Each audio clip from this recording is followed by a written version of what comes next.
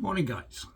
Now for those of you following the mentorship, we was on about how yesterday was on about how roots affect the soil, and I'm just emptying out a couple of planters here, and I want to show you how the roots can hold your soil together if you've got really fine dusty soil.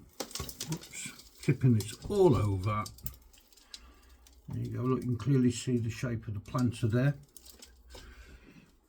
And this is said planter. Now when I put this back in, I've cannibalised it a little bit.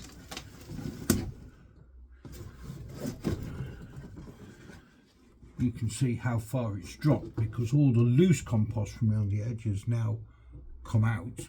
It just fell out because there's no roots in it. And now all these roots are binding this together and holding it in shape. And what I'm doing here is I'm just riddling through this compost.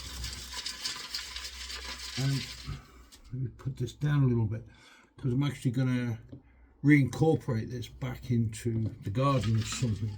So I'm just riddling it through to get rid of all the roots in here, look. And if I do that, you can see there's still soil there. And that's why, if your soil is really fine, like you would say that was really fine, yeah, really fine. Let me just do this with my hands, and you can see that is really fine, but the roots are binding that together, and it's not just because it's dry.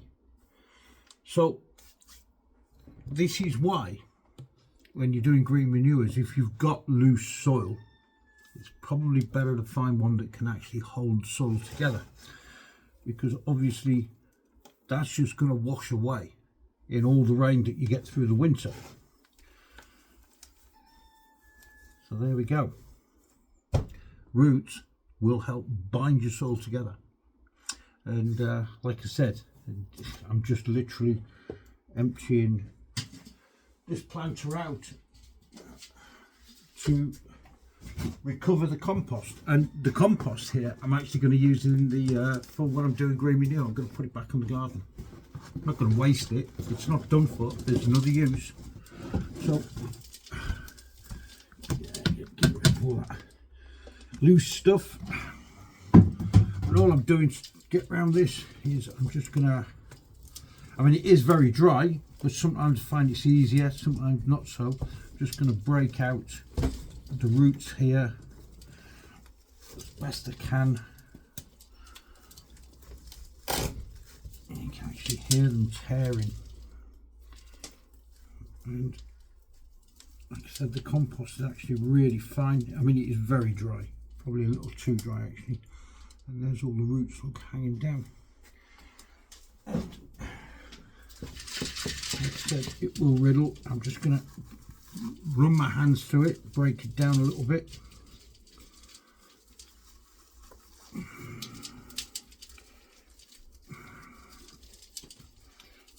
I mean, this is peat free as well, so peat free is not the best.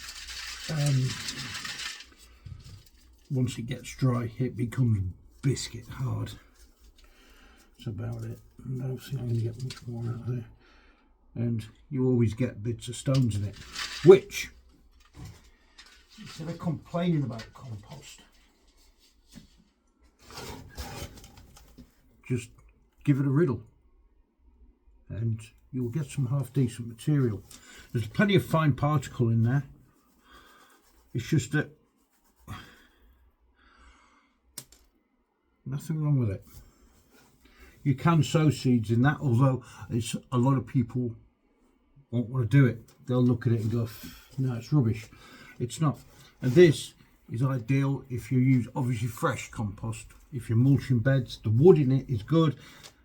That helps lock carbon in soil and things like that. So there you go, how the roots bind your soil. There we go. Thanks for watching. Bye bye.